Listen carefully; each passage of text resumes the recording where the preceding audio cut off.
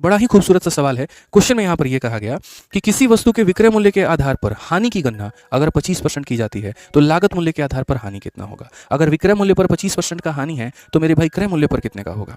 हमने कहा बच्चों देखो, सबसे बड़ी बात यहाँ जो लॉस हुआ है आपको वो कितने परसेंट का हुआ है, तो आप बोलेंगे गुरुजी 25% का। लेकिन ये जो लॉस हुआ है वो किसके ऊपर में हुआ है, तो विक्रय मूल्य पे हुआ है।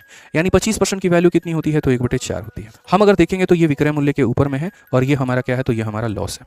अब सीपी निकालने के दो तरीके हैं। पहला तरीका अपने सेलिंग प्राइस में क्या करिए, तो प्रॉफिट को घटा दीजिए, या दूसरा तरीका मेरे भाई अपने सेलिंग प्राइस में क्या करिए, तो लॉस को जोड़ दीजिए।